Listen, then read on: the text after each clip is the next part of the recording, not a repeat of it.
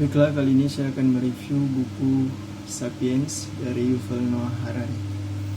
Sapiens secara garis besar membahas 3 peristiwa penting: revolusi kognitif, revolusi pertanian, dan revolusi sains. Peristiwa tersebut membawa perubahan yang radikal di dalam sejarah peradaban manusia, baik dari segi ekonomi, sosial politik, mental, spiritual, dan aspek-aspek kehidupan lainnya.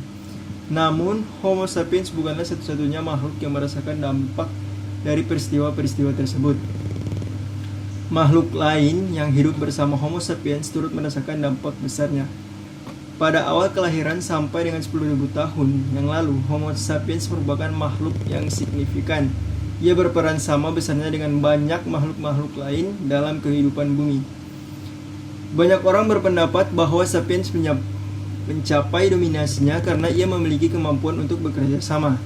Namun, apabila kemampuan bekerja sama yang menyebabkan hal tersebut, mengapa lebah, semut, dan simpase dan makhluk-makhluk lainnya yang memiliki kemampuan bekerja sama tidak mampu mendominasi?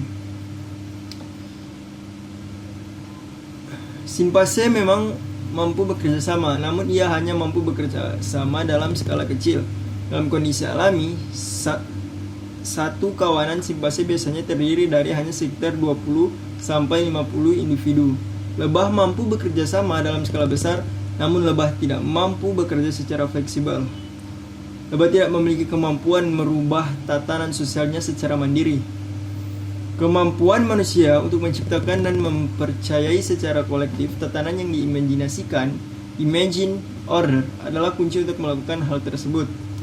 Revolusi kognitif memberikan kemampuan bagi Homo sapiens untuk hidup dalam tiga realitas: realitas subjektif, realitas objektif, dan realitas intersubjektif. Kawanan hewan-hewan selain Homo sapiens hanya hidup di dalam dua realistis.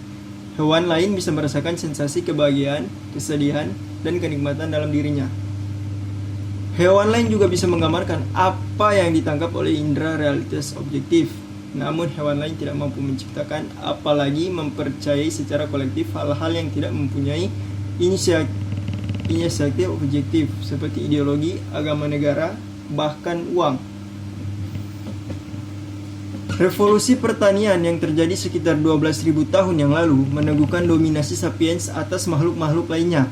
Domestifikasi hewan dan tumbuhan membuat sapiens dapat hidup menetap, menyimpan surplus makanan dengan jumlah besar, dan hal-hal lainnya yang tidak pernah dibayangkan oleh sapiens pemburu pengumpul. Revolusi pertanian meletakkan landasan bagi kehidupan sapiens hari ini. Sebagaimana revolusi kognitif, revolusi pertanian juga membawa dampak yang tidak kalah besar terhadap kehidupan dan makhluk-makhluk lainnya. Konsep kewargaan inti, akumulasi, dan makhluk lainnya.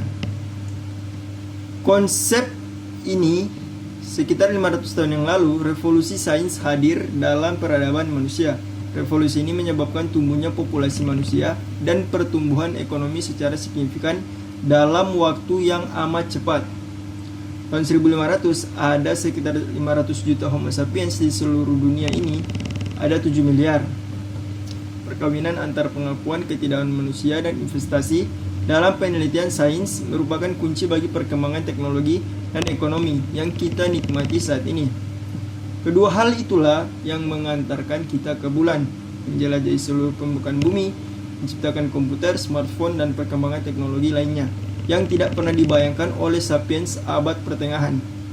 Perkembangan teknologi dan ekonomi yang kita nikmati saat ini juga berhasil mengatasi 3 bencana dalam peradaban manusia: kelaparan, wabah, dan perang.